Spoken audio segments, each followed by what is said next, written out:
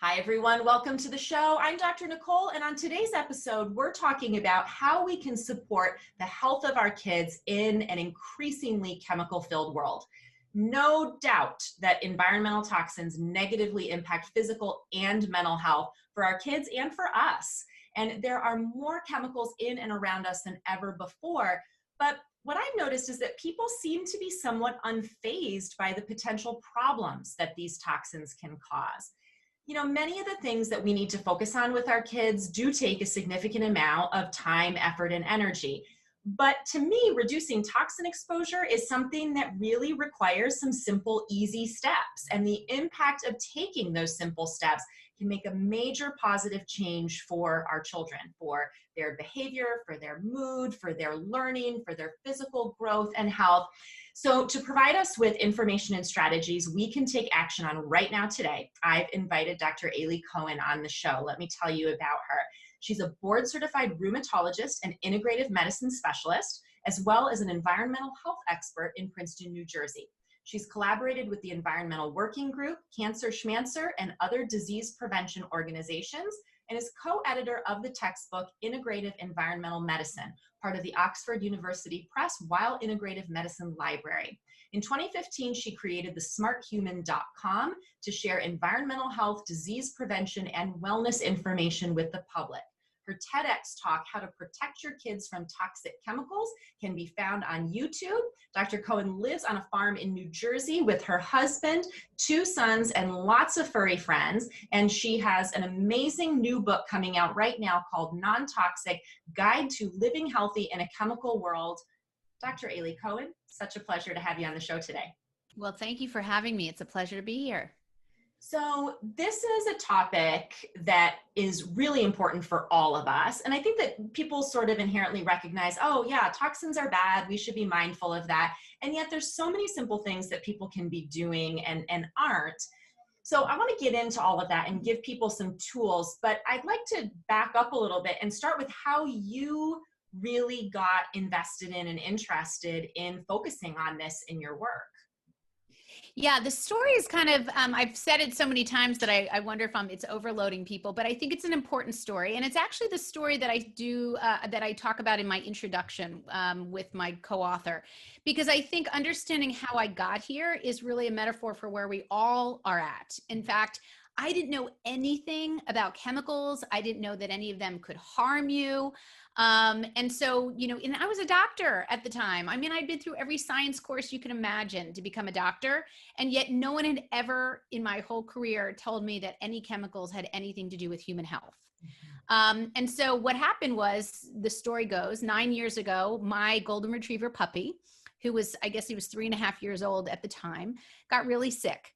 And I didn't know why. I thought maybe he swallowed a sock or something typical of a golden retriever, of course. So I took him to the vet, and it turns out that he had liver failure, and he was diagnosed with autoimmune hepatitis, which is an autoimmune disease that directs your body's immune system against its own liver. So, you know, this was really not only rare for dogs.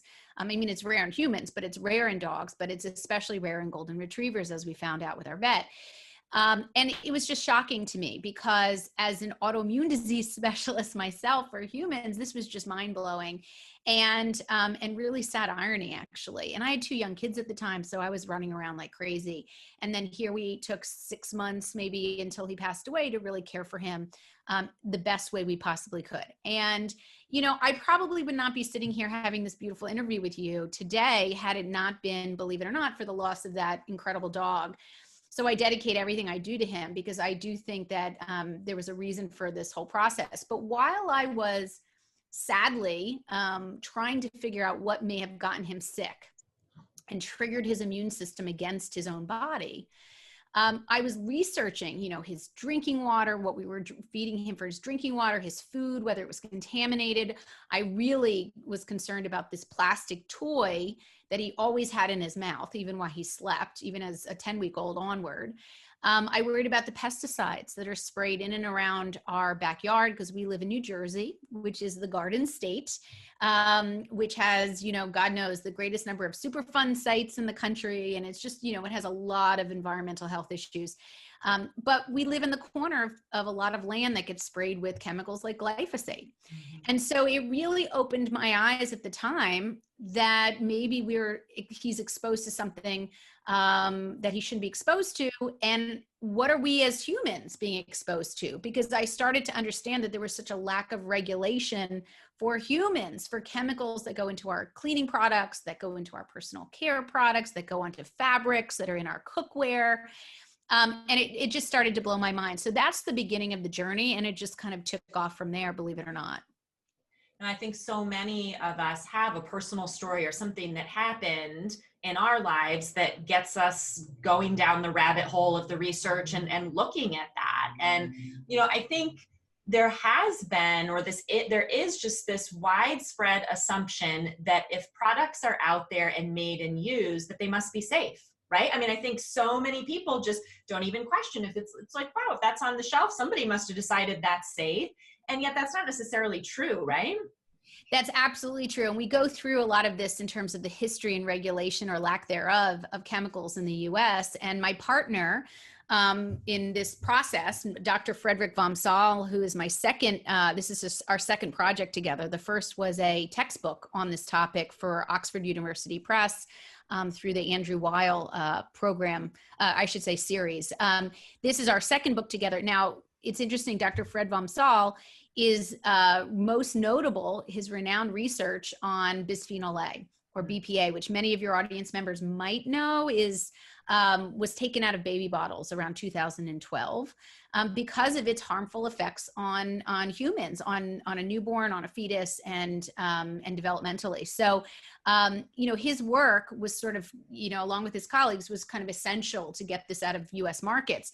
And he's the one who really has a lot to say about the regulatory issues, and he does a beautiful job laying it out in a very interesting and understandable way. In this country, in short, the emphasis of protection is on manufacturers. Mm-hmm. It's not on the consumer. And we know this from just many, many decades of just lack of regulation, or at least regulation that's now outdated. I mean, we had regulation in 1938. We had regulation in the 1970s with the Toxic Substance Control Act, which for that time was really, astounding and progressive.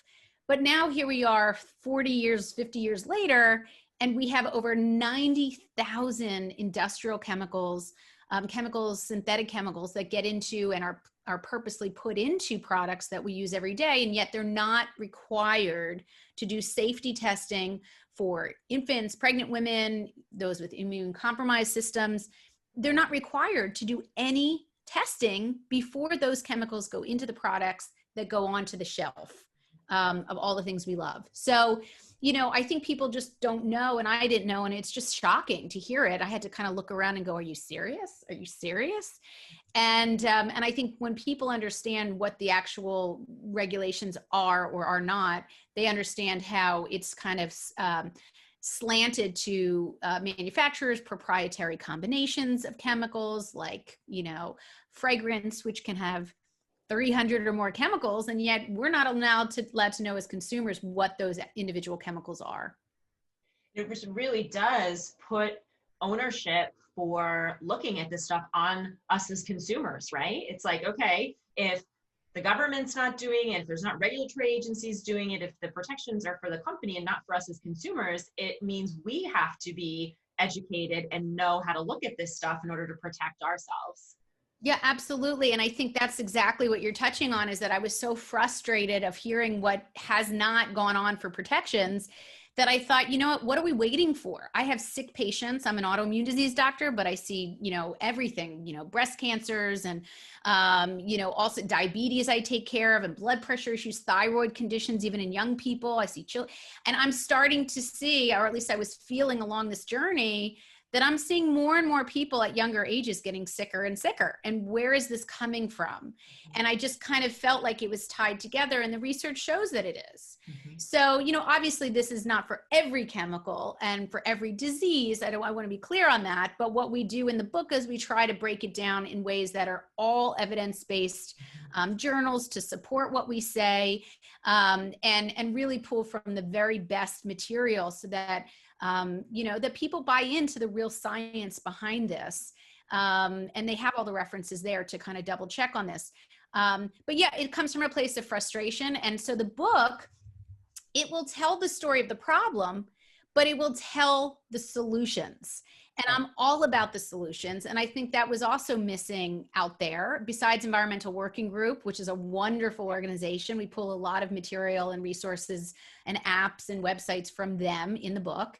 And we partner with them. They're actually an incredible group to follow, but they were the first out there, as far as I know, that really was telling consumers, their consumer advocacy group, they were the first to really start shouting that there's an issue here. And I think as other groups like the American Academy of Pediatrics, the Endocrine Society, the World Health Organization, the Academy of Obstetricians Gynecologists started jumping on board with position statements on chemicals. I didn't make this stuff up. We start to have this really robust set of literature, medical literature, that shows that we really have a problem here, and let's empower the individual to really start making those changes for themselves and for the health of their families.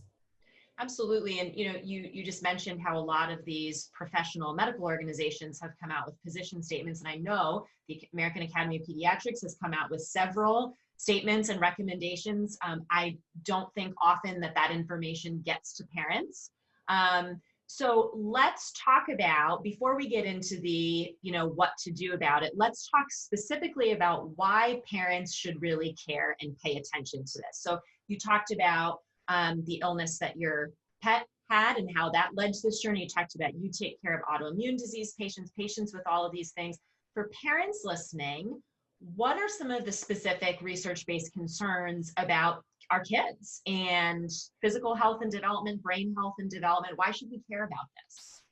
So, I guess going upstream a bit, chemicals, and there are 90,000 more or less, right? That's a lot of chemicals to, break down in terms of what each does on this program, because we don't know what each does, to be honest with you. We just know that the research has been most robust on heavy metals. We know a lot about lead. We know, for instance, from Flint, Michigan, of course, that made the news, but we have lead in a lot of places across this country, from old infrastructure, from a variety of contaminants, industrial waste, all that gets into our drinking water. So we have heavy metals that can cause some of their troublesome problems, of course, but we also have this class of chemicals called, and this has been discovered in the last 25 years or so, called endocrine disrupting chemicals, or EDCs. And EDCs have the unique ability to affect the endocrine system because they disrupt the hormonal system, or the hormones in our bodies that are so critical and sensitive to so many activities and physiology in our body. So I'll give some examples. So we have hormones that certainly affect fertility and help us get pregnant or make our breasts enlarge so that we can breastfeed. We have chemicals in our body that are hormones that are, insulin is the hormone. Insulin affects sugar in terms of how to break down sugar and properly break it down so we don't get diabetic, right? We have hormones for growth and development. Certainly estrogen, testosterone, but we have different ones that control blood pressure and metabolism. And we have hormones that are important to our thyroid.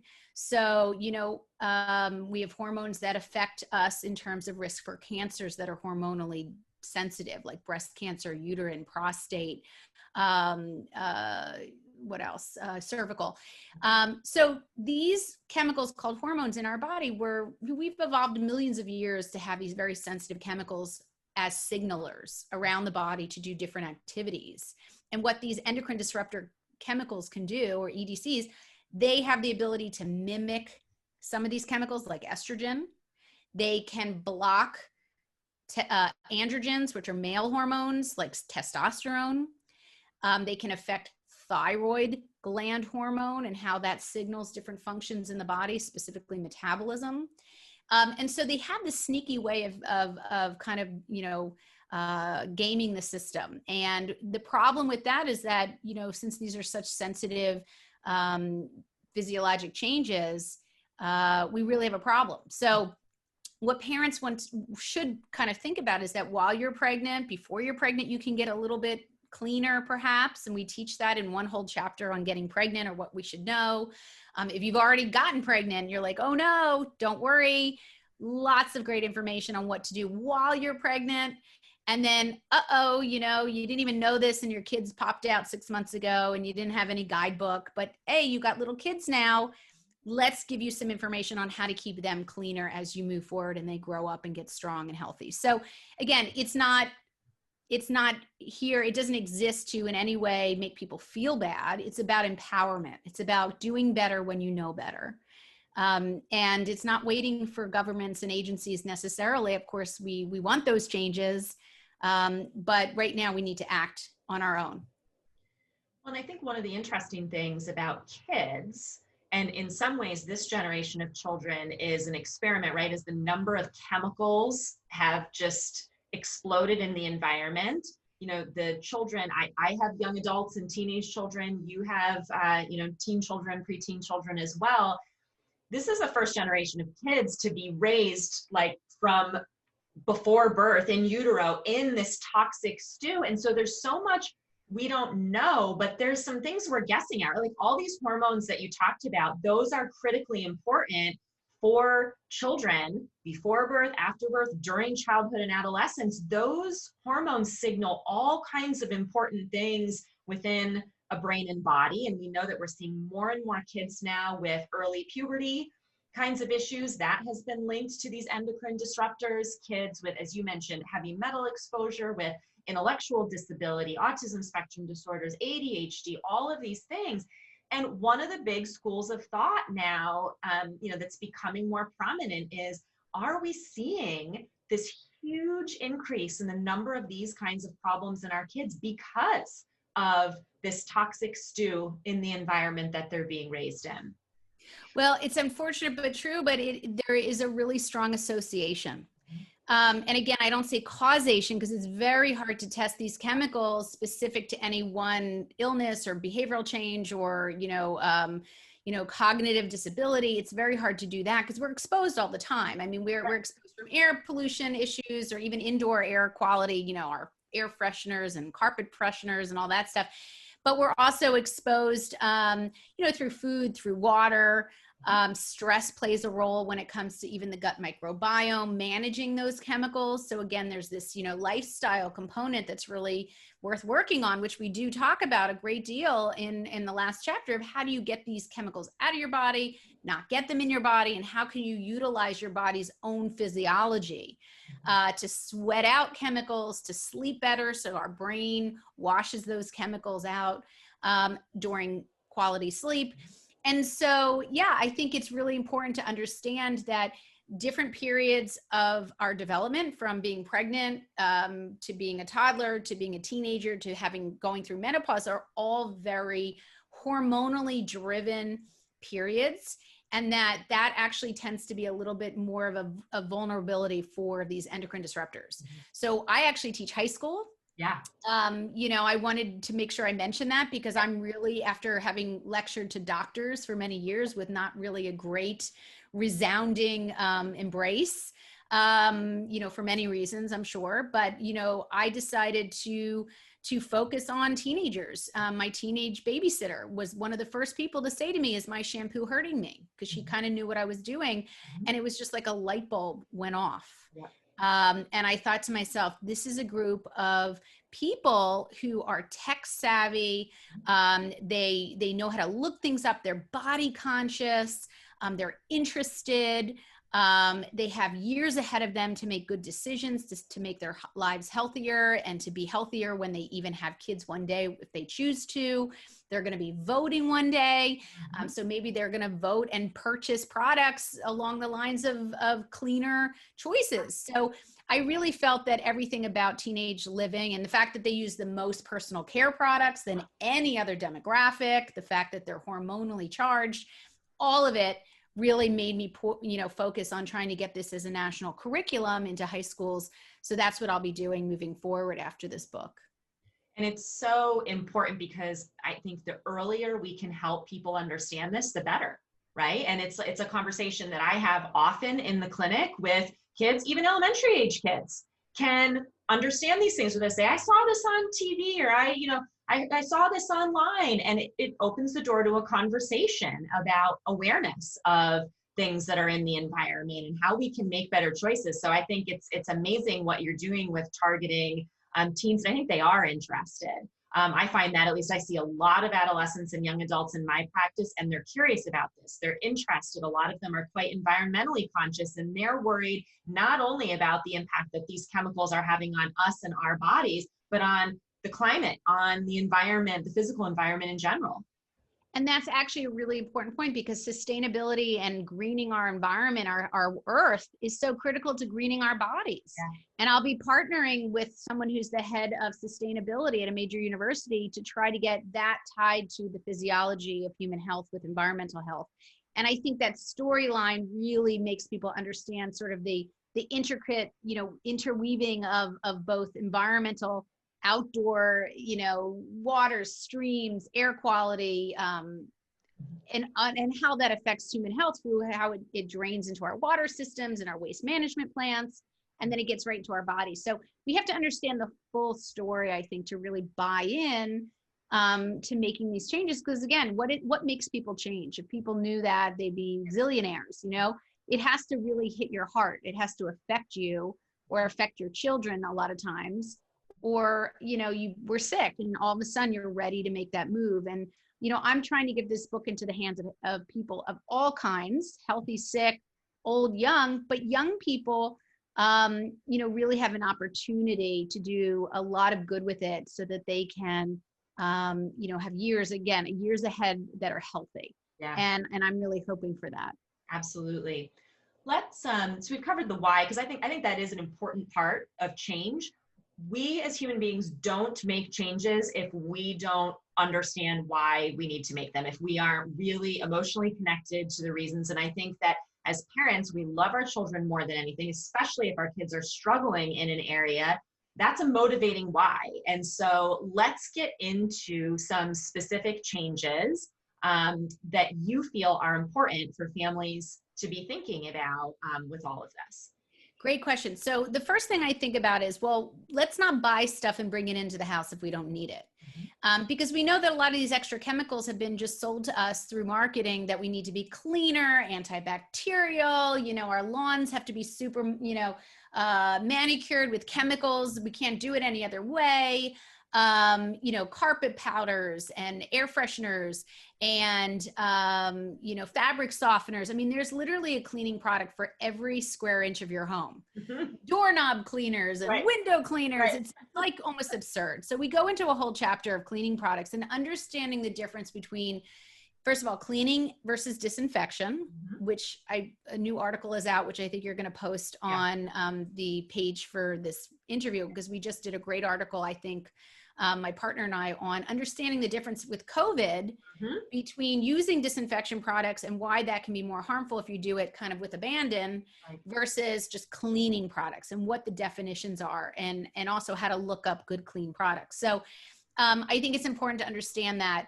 But that's a good place to start, is don't buy things that you think you need, and it's much cheaper to not have to buy them, and use things like vinegar, white vinegar, or, essential oils that are organic, not synthetic, like lemon oil or baking soda, which is wonderful for cleaning and getting off pesticides, even on vegetables and produce, or sea salt, which is great to scrub things with, especially larger grain salt. So we give all of that if you decide you want to go make your own or use some of these very simple cleaning ingredients, or we give you the resources to choose just ones that are in big box stores, which for me, busy, that's what I choose, you know? Yeah, absolutely. I think that's a lot of parents are like, just tell me where I can get some things that are safe, right? And that's important. And the good thing about that is there's so many more companies now. As people are becoming more aware, there are more companies and products coming out.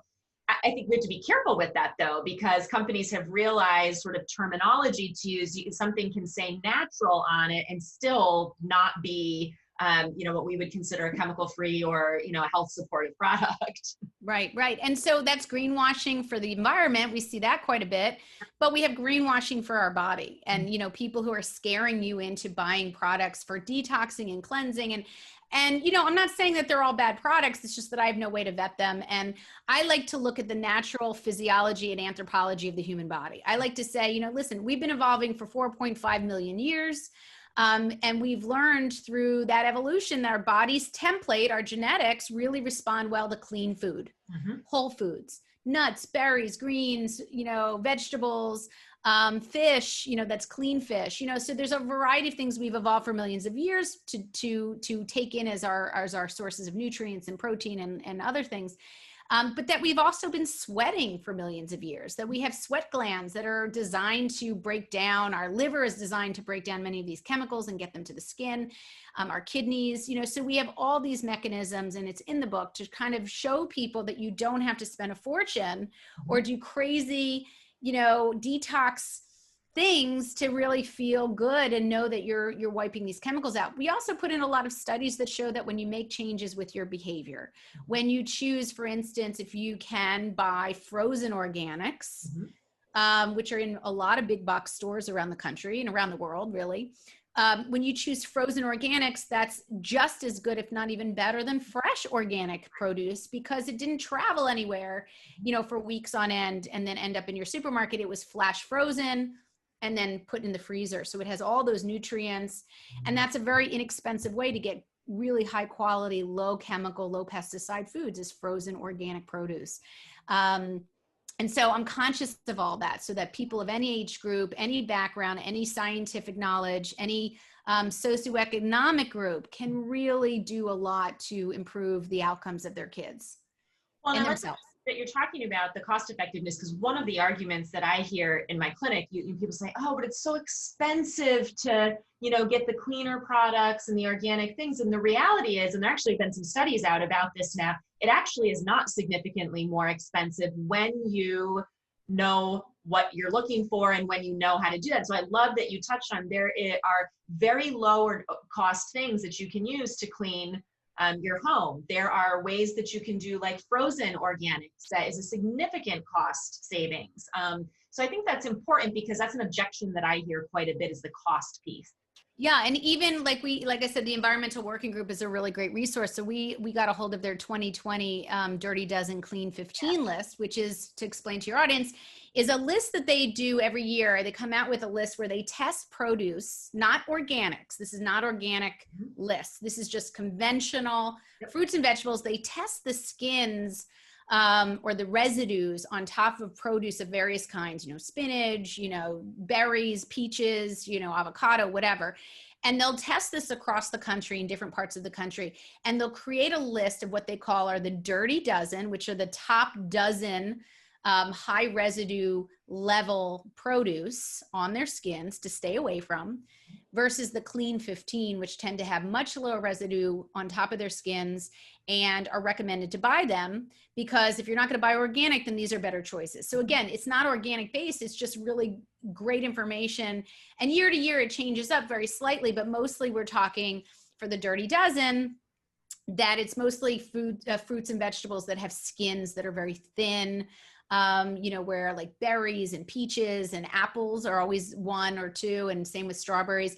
And the Dirty Dozen, the Clean 15 tends to have some, a lot of things with skins to them, like watermelon and pineapple, kiwi, those type of things. But it also has a bunch of other things, like asparagus tends to be low in terms of residues of pesticides. So we want people to have every opportunity to really take control of making these decisions. And once you start in, it's like a journey, but once you start in, you start to get good at it. And it becomes much easier as you move through over whatever weeks, months. I'm at 8 years now and I'm still learning. So yeah. What do you recommend, speaking about the produce. So for people who say, okay, I can't afford or don't have access to all my produce organic. So if they were to, purchase things on the Clean 15, for example, and say, I'm going to get those non-organic to save money, and because it's something I have access to, because I get questions about that. And, there's companies now that sell these fruit and vegetable washes and things to get stuff off. But what do you recommend? Like rinsing it? You mentioned baking soda a minute ago. Yeah. So one of the things you can do, even with organic or conventional, whatever you decide, is really you take 1 part white vinegar, which you can get at any major store. White vinegar is used to clean houses, but you can use the same percentage white vinegar for food. It's food grade. So, you just take 1 part, whatever part that is, whether it's, depending on how big your produce is that you're going to be washing or soaking really. And it's 1 part white vinegar to 3 parts warm, clean water. Maybe filtered if you have a filter system, whether it's a pitcher or your refrigerator, or it's a reverse osmosis filter, whatever, you want to try to get as clean water as you can to soak it in. But it's really kind of remarkable how much pesticide residue or residue from dirt, any of the things that get on produce, actually end up in that water after you've sat it for a while, like maybe 5 minutes, and you've agitated, and you start to realize like, oh my God, that was going to go into my body. And look what I just avoided. So, we give recipes for that, and trying to get people to, you don't need a lot of ingredients to get a little bit cleaner with produce, no doubt. Yeah, that's great. How about, you had talked about a few minutes ago, not purchasing things and bringing them into the home if you don't really need them. I can imagine maybe the list of what some people perceive as needing to have on hand for cleaning and laundry and to be different from maybe what yours and mine are. So I'm curious if you could share, what are maybe the top 1 or 2 things that many families purchase and have in their home for cleaning or laundry or whatever that are not necessary, and actually maybe some of the biggest culprits in terms of bringing toxins into the home? Yeah. So some of the superfluous or extra stuff, I think, beyond just a surface cleaner. I mean, I have a surface cleaner that I vetted that seems reasonably healthy, and you buy it at a big box store. I have laundry detergent, and I have dishwasher detergent. And beyond that, I mean, I think I've scrubbed my oven once or twice with sea salt, which we have, big, large grain sea salt. We have baking soda, which I've used as well for big stains around the, burners. But we don't really use any air fresheners. I mean, we can, I guess, use essential oils if we wanted to, but I would want to make sure that there's no synthetic ingredients in those, because they are not required, like food is, to really to hold to any major standard, even with labeling, believe it or not. So we don't have a lot of air fresheners. And so really, you can imagine it's only a couple things. And I think when you're sold on, this fear of bacteria, I mean, certainly viruses like coronavirus, like I said, there's a difference there. But if you're just worried about dirt and some basic cleanliness, you don't need to pull out like the Uzi and go after it. You really want to match what you're doing to what you're treating it with. And that changes really the whole game. Well, and I know for, I've seen children over the last many years who really, there are remarkable changes in their behavior, in their attention, in their sleep, in their physical symptoms. When we focus like just on fragrance, for example, like you're talking about like air fresheners, some families have a lot of fragrance products, right? Maybe it's, I had a mom once who wore a lot of perfume and hairspray, and her child was agitated a lot. And I said, why don't we try just getting rid of those things? And within 24 hours, she emailed me and she was like, it's remarkable, the difference. Just of not having all of that, but from scented candles to plug-in things to stuff in the car, fabric softeners. I've noticed over the years, I've become a lot more sensitive to them. They give me headaches much more quickly. And I just have seen so many kids where those fragranced things are really a trigger. Have you seen that as well? That fragrance is a big issue? I have. And there's an extreme case of that would be multiple chemical sensitivity, which is actually a condition. MCS is actually a condition by which a lot of people, believe it or not, you may not know of them, but they cannot actually function really out in society because everywhere you walk is some type of chemical assault. You walk into a printing store, big box printing store, and it's just like the whole air is filled with chemicals. You can feel it the second you walk in. And chemicals aerate off of furniture that have glues and epoxy glues. They air out of fabrics. People have flooring that's polyvinyl chloride, flooring that actually can release VOCs or these volatile organic chemicals. So, it's not to freak people out, but again, it's always arguing that the less is more approach is really healthful and helpful for people who may not even realize how sensitive they are until you take it away. Mm-hmm. And I think it's definitely worth an experiment. Mm-hmm. It's also cheaper. And they're also, by the way, I'm wearing perfume, but I just vetted it out for a company that's, considered relatively safe based on the toxicologist from EWG and other groups. So we go through all of that. So you can have everything you want. There are hacks for everything. There are M&Ms that are healthier because they use no colors, preservatives, and chemicals, and they taste good. Trust me, I steal them all the time for my kids. So, there's really kind of nowadays a hack for everything or most things, and you don't end up missing these chemicals. You'd be amazed. It's really nice and refreshing to get them out of your life. I think the point that you just made is a really important one, that often people don't realize the negative impact that these chemicals were having until they get them out, because we're just so used to being around them, right? And it's not until you start to remove them that you see the difference with it. And another piece of this that we could consider, environmental toxin that's a little bit different than what we've been talking about is the whole issue of exposure to radiation from electronic devices, right? Those EMFs, we did an episode on that many, many months ago for people listening if they want to go back and listen to that. But I think that's a piece of what we're talking about here, right, too. And I think that is such an issue of where people say, well, that doesn't impact me. And then you challenge them to reduce their exposure to EMF for their kids and for themselves. And they go, oh my gosh, I can't believe the difference.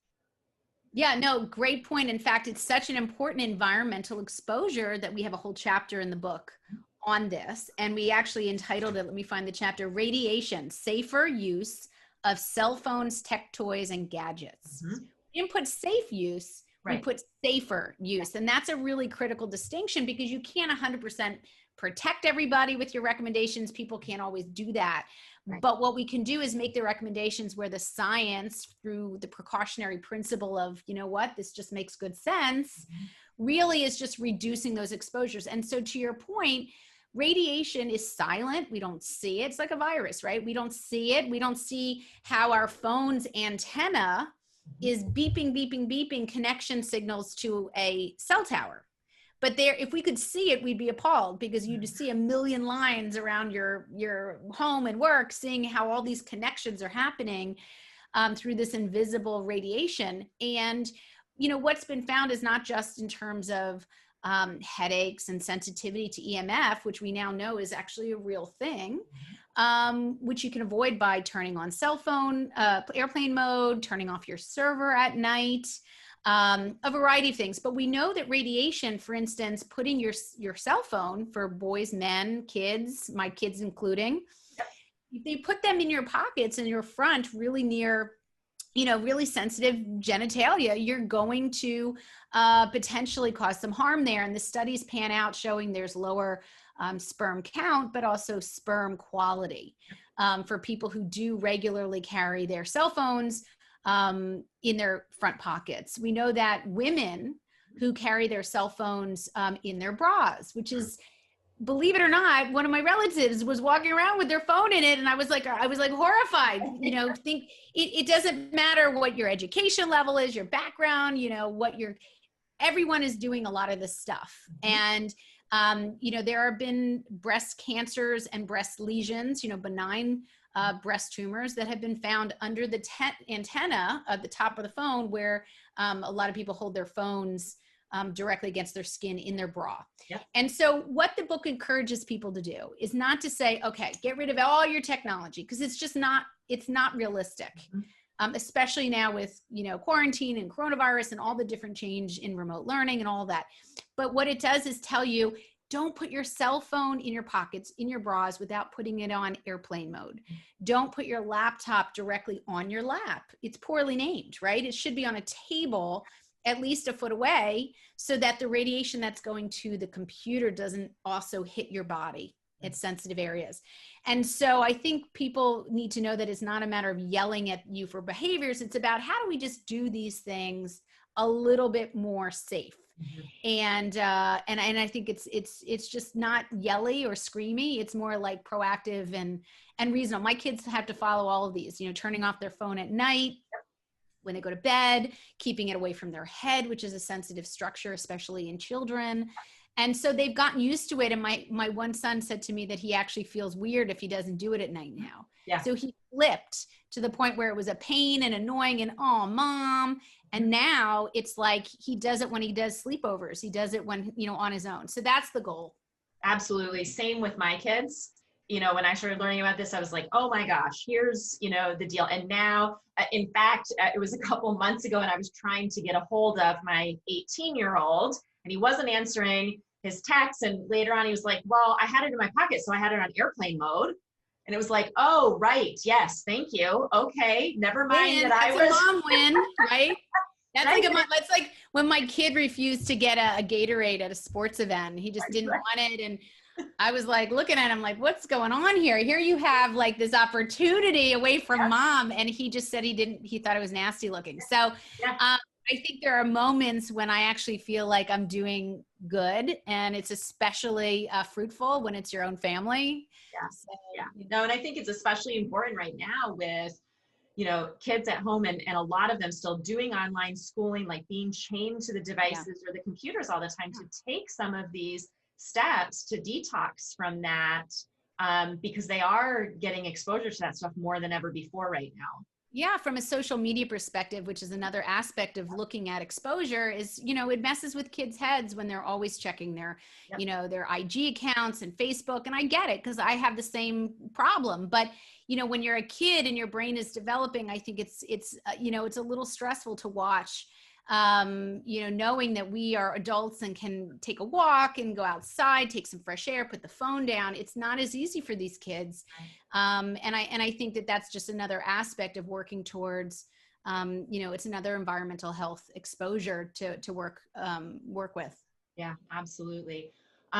Let's make sure that people know where they can get the book. The book is out now, correct? Yes. Okay. Yes. So tell us about the book. What's your favorite thing about the book? So you've spent a lot of time and energy with this, really wanting to make it something practical and usable. What do you think is one of the coolest things about this book? Well, I was really excited to fight for and argue for the title being Guide to Living Healthy in a Chemical World. That was actually something we had pushed back on for months. And I have to tell you, I think I'm getting feedback now that people like the word guide because it's much more a hand-holding word than just, hey, living healthy with. I think that was really critical. And I look at that title every day and think to myself, I'm really happy we fought for it because it is a guide. We have recipes, we have lists that are really easy to go through. We have a tear-off refrigerator sheet, which I actually am very proud of because it's kind of like a top 10, top 20 things to do. And you just tear it out. It has little lines. Actually, I don't know if it's perforated, but anyway, with the scissors, you can take it out and put it on your fridge and kind of work your way through at your leisure over time, whatever works for your family and you. So there are just components of this that just 8 years of wanting something like this just went into it. And recipes from good friend and her organization that do detox recipes for, my non-toxic Gatorade is my favorite. Nice. That was my design, I guess. But there's lots of recipes for soups and foods and snacks that are designed to kind of get the body's own ability to break down chemicals going with cruciferous vegetables, which we have a lot of information on. And so, it's a labor of love. And I worked with a wonderful partner and a clinician plus a researcher, which is pretty unique. And I think generationally, he's a grandfather, I'm a mom. We had a lot to share on that level.